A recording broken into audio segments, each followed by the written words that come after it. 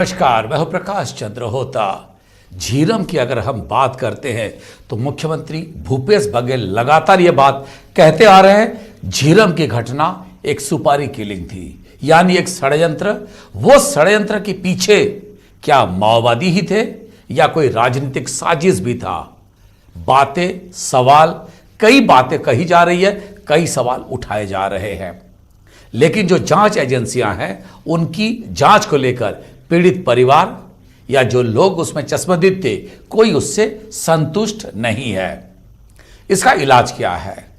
अब राज्य सरकार कह रही है हम नए सिरे से जांच करेंगे। उदय मुदलियार जो शहीद हुए थे, राजनांदगांव के पूर्व विधायक हैं, उनके सुपुत्र हैं जितेंद्र मुदलियार। उन्होंने जाके दरभा थाने में एक आवेदन दिया था, एफआईआर किया था, जिसमें कहा था इसके पीछे का लग रहा है कोई राजनीतिक षड्यंत्र भी है। जब उसकी जांच की बात आती है तो एनआईए और बाकी एजेंसी उसका विरोध भी करते हैं। आज उनको आदेश भी मिल गया है। सवाल उठता है, जिस बात की ओर मुख्यमंत्री भूपेश बघेल बार बार कह रहे हैं ये एक सुपारी किलिंग है, एक षड्यंत्र है, उसी एंगल पे, उसी को लेकर जांच क्यों नहीं हो रही है? आज इसी विषय पर अगले आधे घंटे तक चर्चा करेंगे। हमारे साथ होंगे 3 वरिष्ठ मेहमान। मेरे साथ हैं दौलत रोहरा, वरिष्ठ कांग्रेस के नेता है, विद्याचरण शुक्ला के बहुत करीबी है और साथ ही उस पूरे घटने के चश्मदीद हैं। इनके भी हमने रिपोर्ट लिए थे, इनसे भी एनआईए और बाकी जांच एजेंसी से इन्होंने आवेदन दिए। क्या हुआ, इनसे भी बात करेंगे। दौलत रोहरा जी, आपका बहुत स्वागत है। सच्चिदानंद उपासने है, बीजेपी के नेता, उनसे भी हम चर्चा करेंगे आखिर क्यों बीजेपी विरोध कर रही है। साथ ही रवि भोई, जाने माने पत्रकार, इस घटना को बेहद करीबी से देखे हैं, उनसे भी हम जानने की कोशिश करेंगे आखिर इसको लेकर इतनी सियासत क्यों हो रही है। चर्चा की मैं शुरुआत करूंगा दौलत रोहरा जी से। दौलत जी, आप झीरम के चश्मदीद हैं। विद्याचरण शुक्ला जैसे शख्सियत की अंतिम समय इस तरह की घटना को सामना करते हुए होगा कोई उम्मीद नहीं किया था। ना ही बस्तर के टाइगर महेंद्र कर्मा या फिर उदय मुदलियार, जिस हिसाब से हमने देखा है नंद कुमार पटेल या उनके सुपुत्र, कांग्रेस के जितने भी बड़े नेताओं का नाम ले, कांग्रेस के शीर्ष नेतृत्व लगभग समाप्त हो गया था। उस वक्त के पीसीसी अध्यक्ष से लेके सारे बड़े नेता झीरम कांड में शहादत प्राप्ति हुई। आप लोगों की दलीलें क्या है, शिकायत क्या है, और एनआईए की जांच से दौलत जी आप लोग संतुष्ट क्यों नहीं हैं?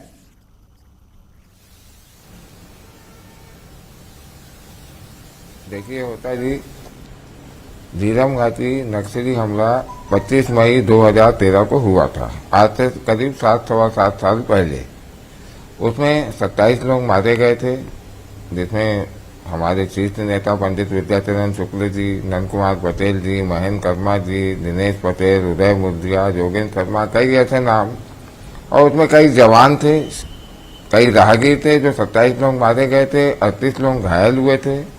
सर्वप्रथम तो मैं जिनका निधन हुआ, जो शहीद हुए, मैं उनको नमन करता हूँ। झीरम घाटी हमला हुआ, उसके 5 दिन बाद एनआईए की जांच हुई। जांच का आदेश हुआ और एनआईए यहाँ पे आई। एनआईए ने कोई यहाँ पे जमीनी स्तर में जांच नहीं किया, ये हम शुरू से ही बोल रहे हैं। उन्होंने अपनी क्लोजिंग रिपोर्ट 2014-15 में हाईकोर्ट में दे दी। हम जितने पीड़ित परिवार हैं, हम चिल्लाते रहे कि हमको न्याय दीजिए, न्याय दीजिए, कोई हमसे न पूछने को तैयार है। एनआईए की मेरे पास फोन आई थी जब हमला हुआ था, उसके 1 महीने करीब बाद। उसके बाद मैं 3 तारीख 7वें महीने 2013 को एनआईए की ऑफिस, जो उस समय में फॉरेस्ट गेस्ट हाउस में अस्थायी रूप से थी जगदलपुर में, मैं वहां बयान देने भी गया कि आपके यहाँ से फोन आई थी, मैं आया हूं जगदलपुर न्यायिक आयोग में, आप मेरा बयान दे लीजिए। उस समय में भी उन्होंने बोला कि अधिकारी अभी बाहर गए हुए हैं, कोई यानी चश्मदीदों से न बयान दिया गया, न शहीदों से बयान दिया गया। उसके बाद हम चिल्लाते रहे। हमने हाईकोर्ट विधानसभा में सीबीआई की मांग की। राजनाथ सिंह उस समय यहाँ आए हुए थे, तत्कालीन गृह मंत्री, उनसे हमने मिलने की कोशिश की कि सीबीआई की जांच हो, कोई जांच नहीं हुई। 2019 में हमारे आदरणीय मुख्यमंत्री भूपेश बघेल जी ने एक एसआईटी का गठन किया। जिससे हमें एक उम्मीद जागी कि हमें न्याय मिलेगा। एनआईए ने तो अपनी क्लोजिंग रिपोर्ट दे दी थी। उसके बाद हमने जब उस एसआईटी का गठन हुआ, उसकी जांच के लिए जब एनआईए उनको दस्तावेज नहीं दे रही थी, तो 2019 में मैं और चीका वाजपेयी 2 लोगों ने हाई कोर्ट में फिर याचिका दायर की, जिसकी सितंबर में हमारी याचिका मंजूर हो गई। उसके बाद एनआईए जाग रही है कि हम जांच करेंगे। जब हमने याचिका लगा दी, आपके पास आ रहे हैं हम बयान देने के लिए, आप बयान लेने के लिए तैयार नहीं है। याचिका लगाने के बाद आप हमको बुलाते हैं बयान दीजिए, कैसे बयान दें हम, जब याचिका हमारी लग गई है। पहले आप कहाँ गए? अच्छा, एक बात, अब एसआईटी गठन हुआ है, उसमें हम बयान दे के अपना जी जी दौलत जी मेरा एक सवाल था।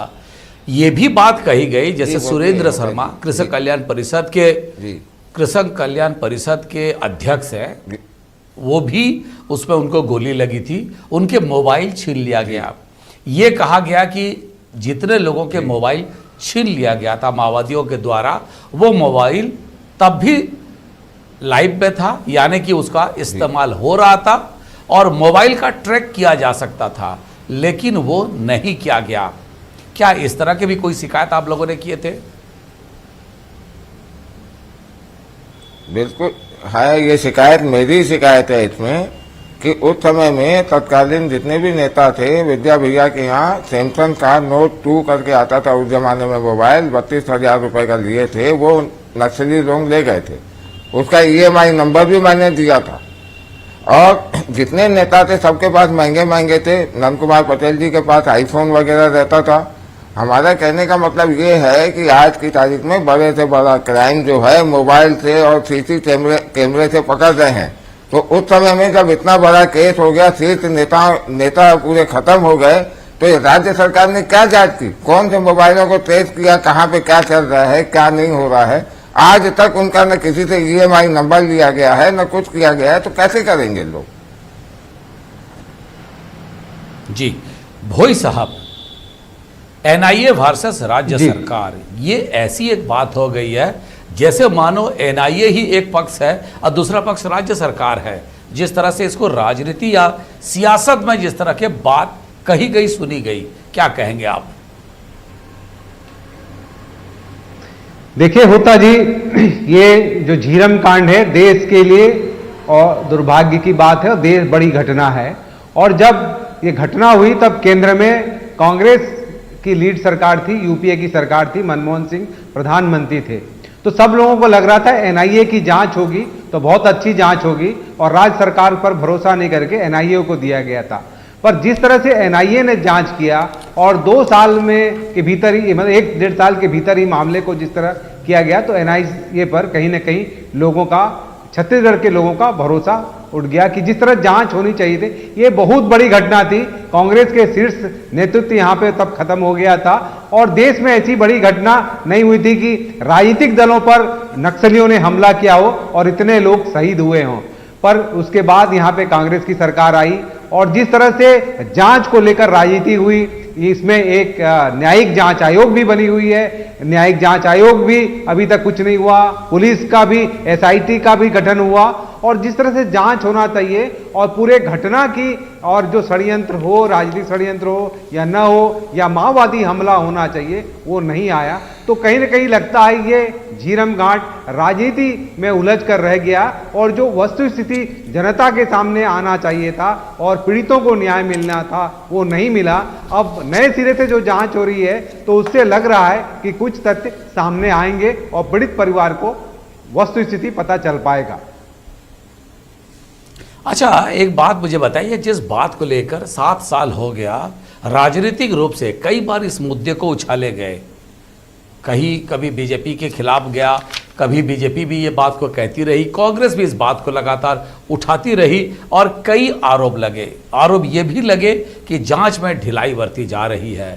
लेकिन जिसकी ओर इंगित कर रहे हैं दौलत रोहरा जी कि जो टेक्निकल इंटेलिजेंस है या जिस हिसाब से ट्रैकिंग होना चाहिए था, अगर वो होता तो शायद मूवमेंट और बाकी चीज़ें पता चल सकते थे। रवि भोई जी। जी, जी होता जी, देखिए जिस तरह ट्रैकिंग होनी चाहिए और जिस तरह से एनआईए काम करती, चाहे कश्मीर में उसने काम किया और दूसरे राज्यों में जांच की, तो निश्चित तौर से नक्सलियों के खिलाफ जांच तगड़ी होती। मोबाइल जिस तरह से उनके पास ले गए, ट्रेसिंग हुई, तो निश्चित तौर से कई चीजें सामने आती। तो कहीं ना कहीं इसमें जांच में कमी दिखाई पड़ती और एनआईए को जिस तरह से जांच करना चाहिए था, कहीं ना कहीं कमी दिखाई पड़ती है। और उसके बाद जिस तरह से होना चाहिए था, जांच आगे बढ़ना चाहिए था, या जिस तरह से मदद होना चाहिए, केंद्र और राज्य मिलकर इस घटना को लेकर जिससे जांच होनी चाहिए थी वो नहीं हुई और विवाद में बढ़ता रहा। कभी एनआईए स्टेट पुलिस को फाइल नहीं दी या कभी ये कहा एनआईए जांच करेंगे, तो ये विवाद में ही उलझ के रह गया और झीरम कांड का जो खुलासा होना चाहिए था वो नहीं हो पाया और ये छत्तीसगढ़ के लिए बड़ा दुर्भाग्य की बात है। दौलत जी, आप लोगों ने और क्या क्या एविडेंस दिए थे? जी, एक तो मोबाइल की बात थी, और क्या क्या एविडेंस दिए थे आपने? हमसे तो कोई पूछ ही नहीं रहा होता जी। कौन पूछ रहा है हमसे? एनआईए के पास हम खुद चल के जा रहे हैं, उनका फोन आया था, उसके बाद हम खुद चल के जा रहे हैं, वो बयान देने को तैयार नहीं। और जब हम कोर्ट में केस लगाते हैं तो वो जाग जाते हैं, कुंभकर्ण की नींद सो रहे थे। लिखा पढ़ी घर में बैठ के जैसे कोई टेबल में बयान पूरा रिपोर्ट बना के हाई कोर्ट में पेश कर दी गई। विद्या भैया का निधन इस घटना के 17 दिन बाद हुआ और उसके 8 दिन बाद हम जब वहां पे अपनी गाड़ी लेने गया हमारा ड्राइवर, तो वहां पे विद्या भैया का चश्मा, टोकनी, उसके पैरों की चप्पल सब लेके आया। जबकि एनआईए 5वें दिन से जांच कर रही थी, हम 23 से 24वें दिन गए थे, तो उस समय में तब हम सामान लेके अपने भैया का आए, बाकी लोगों का पड़ा हुआ था। तो इसका मतलब ये है कि वो जमीनी स्तर में कोई जांच नहीं हुई है।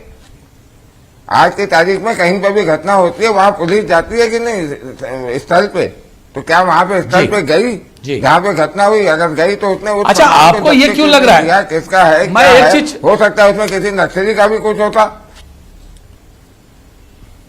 जी, मैं एक चीज समझना चाहता हूं आप लोगों से, आप लोग इसको राजनीतिक साजिश क्यों समझते हैं?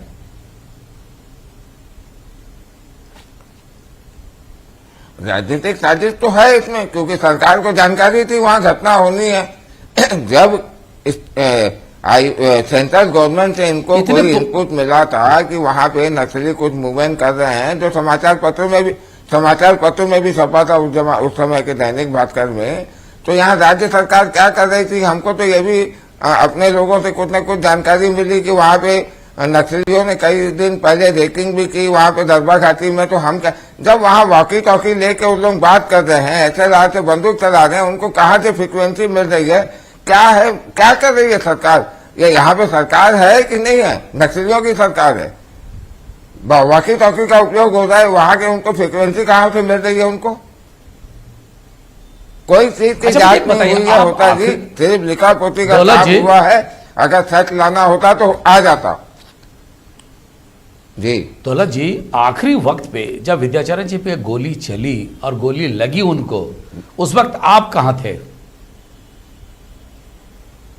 जी, मैं उनकी वाहन में था, ड्राइवर के पीछे मैं बैठा था, सामने में ड्राइवर था बाला, उसके बाजू में विद्या भैया थे, ड्राइवर के पीछे मैं बैठा था, मेरे बाजू में निखिल द्विवेदी थे, उसके बाजू में राम अवतार देवांगन जी थे और उसके बाजू में प्रफुल्ल शुक्ला जो पीएसओ था, जो जिसका निधन हो गया, वो था। मैं उन्हीं की वाहन में था। हमको 4:05 में पहली गोली विद्या भैया के पेट में लगी। पहली गोली उनको लगी, उसके बाद उनको 3 गोली 14 छर्रे लगे हैं, पूरे गिलास फूट गए थे। 200 सवा 200 के ऊपर गोलियां चली है हमारी गाड़ी के ऊपर और 6:15 बजे तक लगातार कंटिन्यू गोलियां चल रही है। और दरबा थाने में, तोलपाल थाने में और दरबा थाने में 4:45 बजे इनको पता चल गया था कि नक्सलियों ने हमला कर दिया है। उसके बाद भी कोई सुविधा नहीं। अगर विद्या भैया का 2 घंटा पहले इलाज हो जाता तो आज शायद जिंदा रहते हमारे बीच में। उनका इलाज चालू देर से हुआ, न कोई उनका एम्बुलेंस आया, न कोई उनके पास हेलीकॉप्टर था नाइट लैंडिंग वाला, न उसको उड़ाया गया। क्या कर रही है यहाँ की सरकार? यानी ये है कि हमको फेंक दिए जंगल में, जो करना है उनको करना है। आपने कोशिश की थी पुलिस से संपर्क करने की उस वक्त?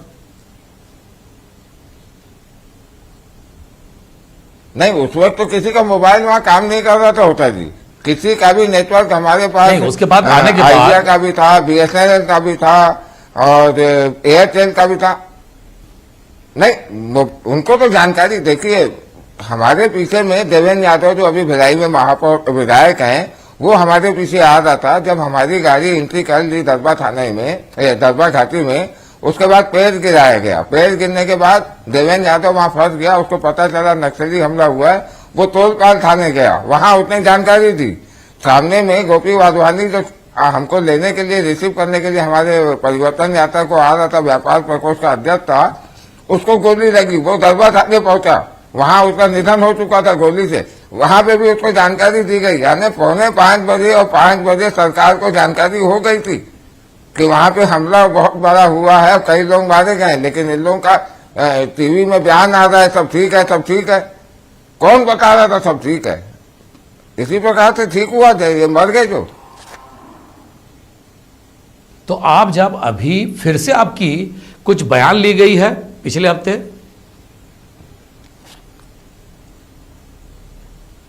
हाँ, मुझे एसआईटी वालों ने बुलाया था, मैंने अपना बयान वहाँ पे दर्ज कराया और बाकी भी मैं और भी कराऊंगा बयान दर्ज। जो मुझे याद आते जाएगा, जो मुझे जानकारी मिलेगी, मैं कंटिन्यू उनको और भी देते रहूंगा। मैं चाहता हूँ और प्रदेश की जनता चाहती है कि देश की जनता चाहती है कि झीरम घाटी जो इतना बड़ा हमला हुआ, इसका सच सामने आए। भोई साहब, आपको क्या लग रहा है? 7 साल हो गया 2013 की घटना, आज 2020 पे हम बैठे हैं, 7 साल हो गया। बहुत सारी चीज़ें ठीक है याद रहता है, पर बहुत सारी चीज़ें जो बारीकी का है, जो उस वक्त अगर चीज़ों को तत्काल होता तो हो सकता है जांच एजेंसी को ही फायदा होता। 7 साल बाद अगर चीज़ों को फिर से खंगाला जाए, जिसको अंग्रेजी में रिविजिट कहते हैं, अगर वो किया जाए, आपको लग रहा है सफलताएं कितनी मिलेगी इसमें? देखिए होता जी, जिस तरह से जांच लिंगरान हुआ तो उसके कई चीज़ें लोग भूल जाते हैं, बड़ी जल्दी भूलते हैं और उसका महत्व भी खत्म होता है। यही जांच 2013 की घटना है और 14-15 में आ जाती तो हो सकता था इसका एक्शन प्लान बन जाता और कार्रवाई होती। पर हमको जिस तरह से लग रहा है, जो एनआईए को जो करना चाहिए था वो शुरुआत में एनआईए नहीं किया, बड़ी जांच एजेंसी भरोसा होता। पर लोगों का और जो ये लग रहा था कि सरकार आने के बाद राज्य में कांग्रेस सरकार आई और पहले दिन ही मुख्यमंत्री ने झीरम घाट की एसआईटी से जांच कराने का ऐलान किया और उससे लग रहा था कि ये मामला साफ होगा। कांग्रेस पहले भी कहती रही कि हमारे पास बहुत सारे सबूत हैं, तो लेकिन जिस तरह से जांच उलझ गई, एनआईए, एसआईटी, कोर्ट, तो उससे लग रहा है कि कहीं ना कहीं बड़ा पेच है इस जांच में और लोग जो वास्तविकता चाहते हैं और जिस तरह से बात आनी चाहिए थी, जो उसके गवाह थे, जो बयान देने वाले थे, जो पीड़ित थे, उसमें कहीं ना कहीं रिकॉल करने में बड़ी दिक्कत होगी और जांच इसी तरह से रहेगा, चलता रहेगा, विवाद में उलझा रहेगा, तो निश्चित तौर से लोग एक झीरम घाटी को ये चला आया, घटना हो गई, चली गई और इतने बड़े जो लीडर्स थे, खासतौर से कांग्रेस के लीडर थे, देश में कहीं ऐसा नहीं हुआ था कि 27 जो बड़े शीर्ष स्तर के नेता थे वो एक साथ शहीद हुए हैं या मारे गए नक्सली हमला में। तो निश्चित तौर से बड़ी घटना है और इसमें जांच एजेंसियों को उलझने के बजाय घटना की जांच करके वास्तविकता को सामने लाने का काम करना चाहिए, जल्दी से जल्दी करना चाहिए और गवाहों के बयान लेने चाहिए, जो प्रत्यक्षदर्शी हैं उनसे बात करनी चाहिए और निश्चित तौर से ये चीजें आनी चाहिए। और जो अभी जितेंद्र मुदलियार के उसमें आवेदन पर जिस तरह हुआ है तो और इस पर जल्दी से काम करना चाहिए और इसमें लिंगरान या देरी नहीं होनी चाहिए। उपासने जी, लगातार एनआईए और राज्य सरकार के बीच पेच फंस रही है, क्या कहेंगे? इसके पीछे का कारण क्या हो सकता है? क्यों एनआईए विरोध कर रही है और इसको लेकर क्या यही कारण है कि इसी को लेकर इसीलिए राजनीति आजकल हावी है? उपासने जी, देखिए राजनीति का कोई ये नहीं है, देश के एक साथ इतने नेता मारे गए थे और होना ये चाहिए था कि आज तक इसका निराकरण तो हो जाना चाहिए था। 2 जांच एजेंसियां काम कर रही थी और आज कोर्ट ने जो फैसला दिया है तो निश्चित रूप से जिन लोगों के पास प्रमाण है वो प्रमाण प्रस्तुत करें और इसका जल्दी से दूध का दूध पानी का पानी करें। निराकरण करने की दिशा में सबका सहयोग यदि होगा तो निश्चित ही इसके अंतिम परिणाम तक पहुंचा जाएगा। जो पूरी प्रदेश की जनता जानना चाहती है कि आखिर ये नक्सल घटना थी या कोई राजनीतिक षड्यंत्र था, इस बात को सभी लोग जानना चाहते हैं, इसका खुलासा होना चाहिए। बट ऐसा एक लग रहा है कहीं ना कहीं कि बीजेपी इसको राज्य सरकार को जांच देना नहीं चाहती है, इस आरोप को क्या कहेंगे आप? नहीं, भारतीय जनता पार्टी जांच एजेंसियों पर विश्वास करती है, न जांच एजेंसियों को प्रभावित करने का काम करती है। जो साक्ष्य हैं, जो लोग कहते रहे हैं कि भाई हमारे पास पूरी पुख्ता साक्ष्य हैं, तो वो उनको चाहिए था कि दो जांच एजेंसियां जो यूपीए सरकार ने ही गठित की, एनआई की जांच एजेंसी जो केंद्रीय जांच एजेंसी है, उसके सामने ही अपने सारे प्रमाण प्रस्तुत करने थे और उसका त्वरित निराकरण जो है, क्योंकि उसमें सारे गवाह कमोबेश जो है वो उस घटनाक्रम से संबंधित जिस प्रकार से आज जो आबकारी मंत्री हैं वो स्वयं थे, उसमें उनका भी नार्को टेस्ट हो जाना चाहिए था। यदि वास्तव में कोई आप आरोप का प्रत्यारोप लग रहा है, ठीक है, हम इसको लेकर आज तो समय हो गया, इससे ज्यादा तो हम चर्चा आज नहीं कर सकते। दौलत रोहरा, सच्चिदानंद उपासने और साथ ही रवि भोई जी, तीनों मेहमानों का बहुत बहुत धन्यवाद। आखिर क्या सच्चाई लोगों के सामने आ पाएगी? झीरम राजनीतिक साजिश या फिर झीरम माओवादियों का अपना ही कोई इस तरह का हमला था, एक षड्यंत्र था? क्या था, किस स्वरूप पे उसको लिया जाए? 7 साल हो गया, लोगों के पास आज भी जवाब नहीं है। वो पीड़ित परिवार, चाहे धरसीवा की बात करें, चाहे राजनांदगांव की बात करें, खरसिया की बात करें, राजधानी रायपुर की बात करें या अन्य जगह की, लोग आज भी जानना चाहते हैं आखिर इसके पीछे की कारण क्या है, और देखना होगा कितनी जल्दी ये तथ्य सामने आती है। आज समय हो गया है, लेकिन न्यूज़ 18 में खबरों का सिलसिला जारी है। आज जन्माष्टमी है, लेकिन डिस्टेंस मेंटेन करें, सोशल डिस्टेंस मेंटेन करें एवं हाथ धोते रहे, कोरोना से बचते रहे।